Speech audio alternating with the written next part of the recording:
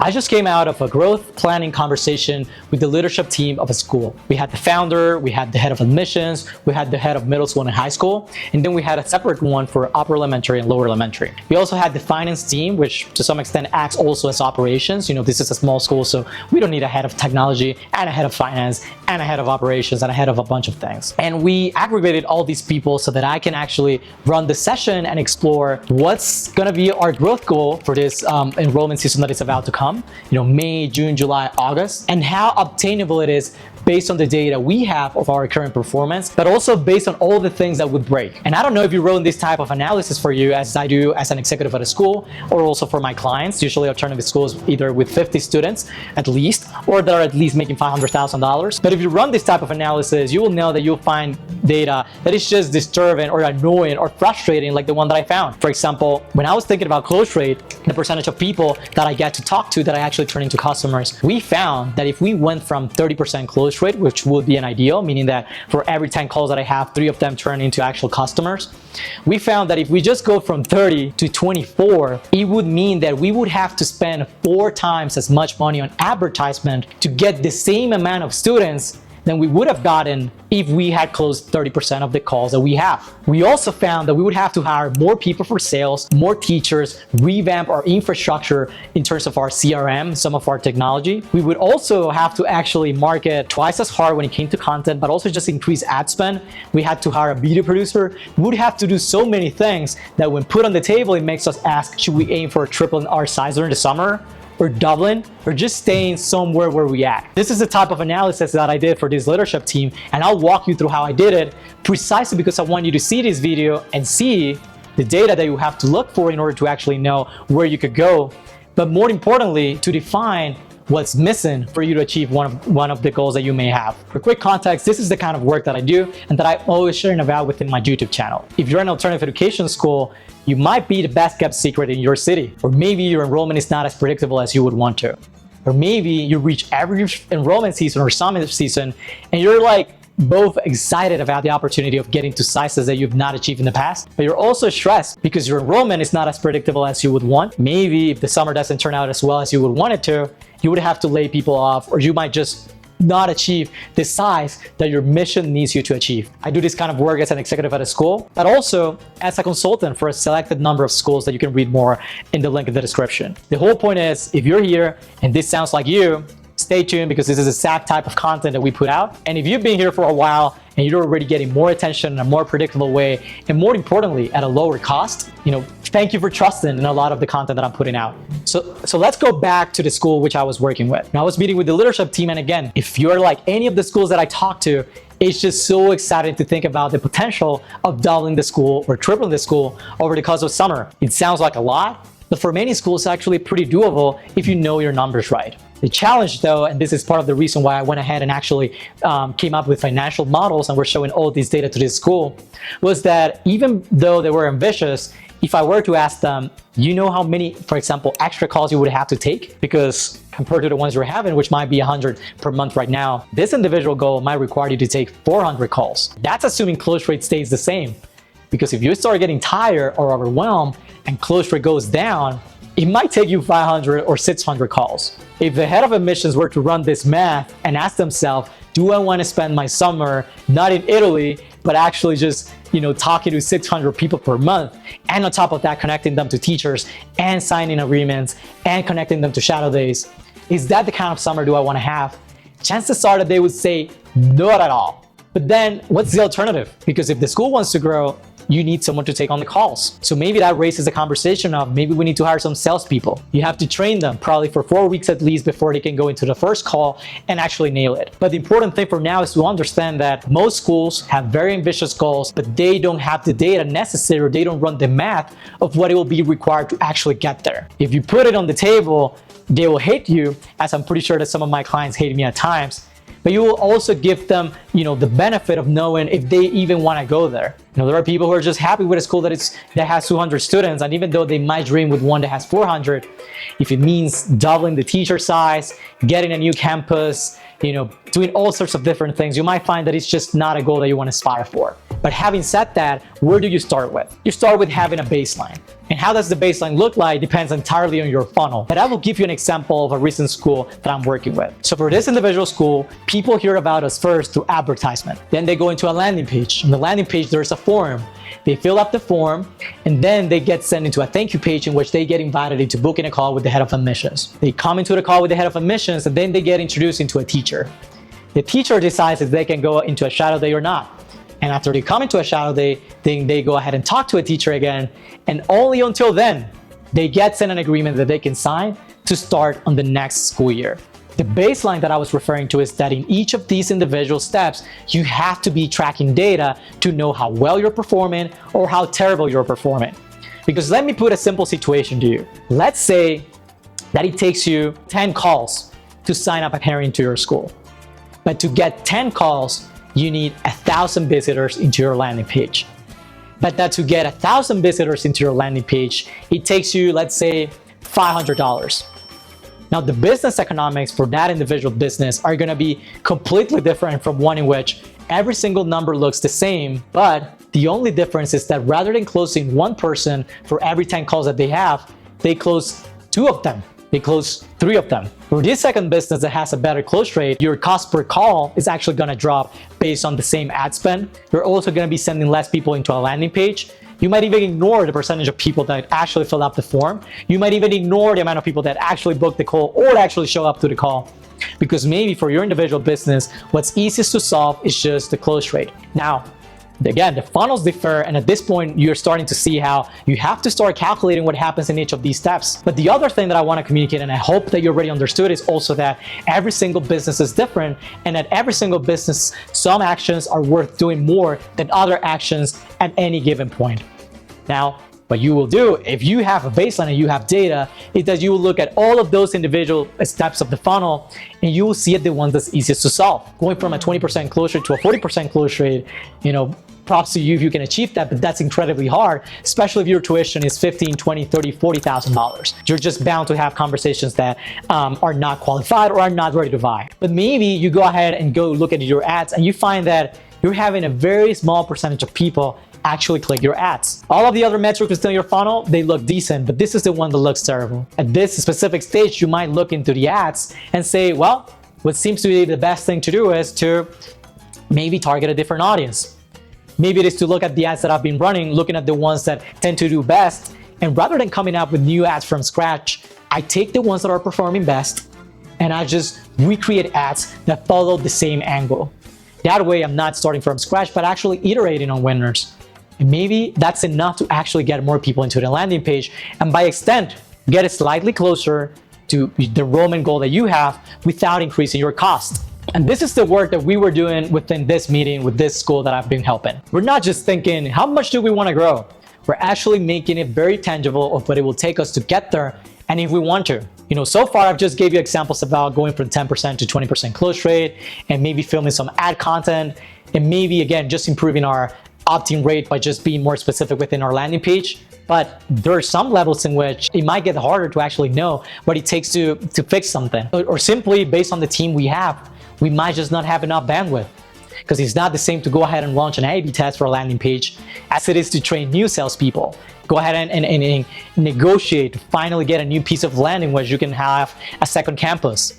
You might need a new head of school. You might need new cohorts. You might need to train new teachers. You might need to go from the, let's say more casual sales infrastructure that you've been having to one in which you're having a CRM, in which you're always following up with leads, in which you are tracking things within the CRM, in which you're sending video messages to people so they show up to call. It might be the case that as you make these growth goals more tangible, you start noticing that there are some things that you're happy to do, and there are some other things that just feel like are just gonna take so much attention from you and from what you want to do the most, which is probably grow your school. So it might be the case that for this specific enrollment season, you say, well, maybe we won't triple our school, but maybe we double it. But we guarantee that the experience that the people that enroll is gonna be incredible, that they want to stay, that they stay for 2 to 3 to 4 years so that their lifetime customer value actually makes sense to maintain based off the customer acquisition cost. It might be the case that you say that and then you just say, hey, maybe next year we aim for what at this point would be a tripling of the size of the school. The alternative to that is that maybe you push it.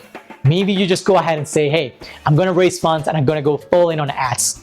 And maybe you actually manage to do so. Maybe you actually manage to get the number of enrollments necessary for tripling your school. But it will also be the case, most likely at least, I don't hope this for you, but this is probably gonna be the case, that things are gonna start breaking. Things that you didn't anticipate. Not because you didn't want to anticipate them, but because you didn't do the job of planning a baseline and then asking themselves, is this something that I wanna do? Is this the kind of thing that my team wanna do? Because you might be like, hey, my team can take calls every day long, but maybe your teacher is like, it's summer. I want to just go travel and see my family. I don't want to be taking 20 calls per day with parents. It might be the case that, you can solve that by hiring another teacher to help them. Or maybe like them, you also get to the point in which you understand that maybe that growth goal you have is not entirely necessary, or at least not based on the resources you have. Now, if you're watching this video and you're asking yourself, I have no idea about what a lot of these variables mean, or my ability to actually know which ones to focus on to get to those growth goals, and more importantly also, what's enough based on the metrics that I have, look at the link in the description. I work with schools that I have at least 50 students and $500,000 in revenue. And this is some of the work that I precisely do. I make sure that our enrollment becomes predictable, that you have a repeatable system for sales, but also for content and advertisement. I actually launch ads for you. And afterwards, this happens over the course of 2 weeks. Over the next 10 weeks after that, you come up to group coaching sessions. You have access to a training library of things way better than the ones that I'm sharing here on YouTube. And you also can play around with Nicholas AI, an AI train of some of the knowledge that I have that you can actually just call. You can be walking around, you can be with your dog and asking questions about enrollment, and the person or the AI will sound like me. But whether you work with me or not, you have to know your baselines. And at this point, you probably map your funnel, you have your baselines, you're asking yourself, what would it take to get there? And is this the kind of future that I want? But what we haven't covered so far is the obvious thing too, which is that things can improve. But I didn't want to lead with this because then it's easy for all companies to say, especially if you get one of these super growth oriented people, you might just say, hey, let me put in $1 million in advertisement and let's just grow infinitely. You don't want to just blindly aim for mindless growth because things will break.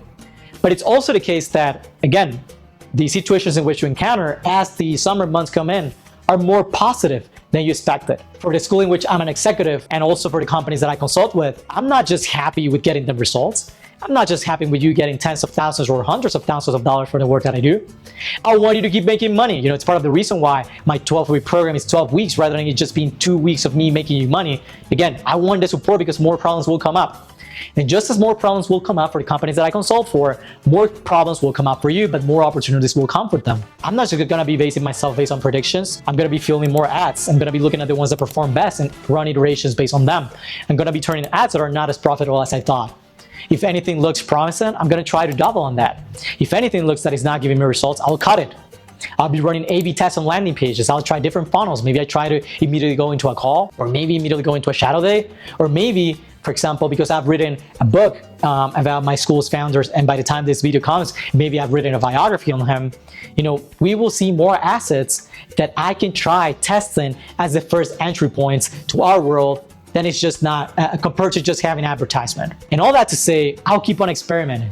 I'll keep on attempting to find ways to make more money faster without spending as much as I could be investing if I didn't run this test. So it could be the case that based on the data you have, aiming for quadrupling your school size is impossible, but it may also be the case that it will be possible based on you just doing more work and iterating. Now, can more work be done? More work can always be done, but it might take you, again, more work from your people. And are they wanting to do that work during the summer? Do they even have the knowledge to do so? Because in the positive side, it might be the case that your school already knows how to go from 150 students to 300 to 450 to 1,000. But it might also be the case that they don't know what they don't know. It might be the case that they might need someone like me who specializes on bringing families that are the right fit and making sure that the ones that are not the right fit filter themselves out. But it might also be the case that for whatever reason you kind of work with me, or you don't meet some of my qualifications, or you feel that you can do this in-house, and it might be the case that you just don't have the knowledge to do so. All of these possibilities need to be accounted for. The reason I started the video with more conservative kind of financial modeling was precisely because while theoretically you could do more, in reality, sometimes the work is so overwhelming that you just want to hand it to someone like myself Or you just decide that it might take you 2 to 3 years to get to the enrollment goal. And that's also a very valid standpoint to have. The situation that I don't want you to get yourself in and your team in is one in which you're aiming for a goal that is not sustainable, that is going to jeopardize the sustainability of your business. And this is the part that most schools don't see. And it's that growth is actually a chain. If I put more money into advertisement, I'm gonna drive more increase. If I get more increase, I need more people talking to those people. I'll also need more follow-ups. If I have more of those, I need more seats within my shadow days. I need my teachers to actually talk to these people more often. It might be the case that I might have to train my teachers on sales, because at that point, after talking to the head of admissions, if the only person they are talking to, the teacher is the salesperson. And like that, steps can go on and on and on.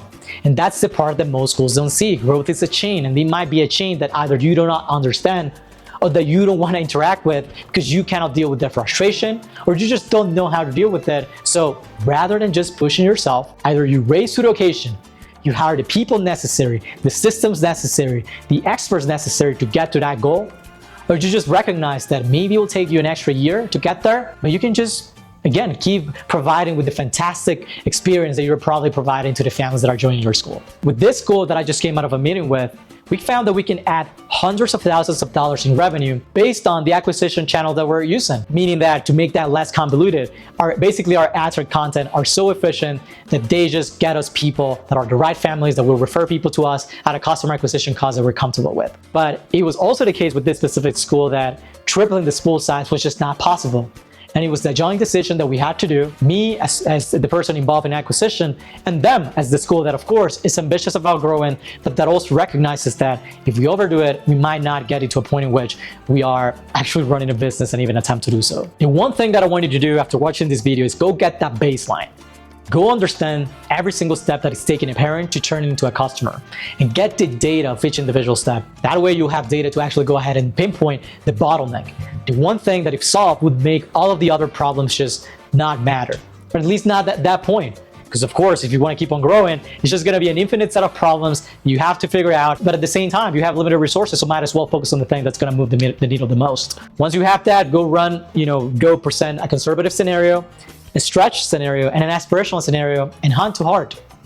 Ask yourself, which one can we actually obtain? If by the time you have that number, you realize that for whatever reason, your enrollment has not been predictable, you're still the best kept secret in your city, and you also don't have the knowledge necessary to actually scale the portion that you want to scale to, it might make sense to actually look at the link in the description and see some of my offerings. After close to 2 years as an executive at a K-12 virtual school and a consultant for a selected number of schools, I developed the Right Families method. And it's a method that you can read about in the description, but the important thing to know right now is that I just kept seeing the same pattern. Incredible curriculum, incredible students, incredible experience, incredible track record from the founders, but not enough students, or at least not on a predictable enough manner so that you didn't stress out every single enrollment season. This is precisely why I developed the Right Families method. I kept seeing the same pattern. Schools with incredible curriculum, team, and founders track record, incredible experiences within the classroom were just incapable of getting enough students to get to the accomplishment of the mission that they set out to accomplish. Because of that, they had to deal with people who were not a fit, or who left, or who never referred them. By the time summer came in, they had to be overly ambitious, and more often than not, they didn't hit their growth target as they made decisions that also jeopardized the business. If you want to know what your specific growth target could be, based on two things: the data you have, but actually bringing on board someone who can push the boundaries, who can make your data look as under-optimistic or sub-optimistic, because it could be better if you just did better. If you're interested in any of that, go to the link in the description and book a strategy call. I'll look at your school's numbers, build a picture, and actually help you accomplish it.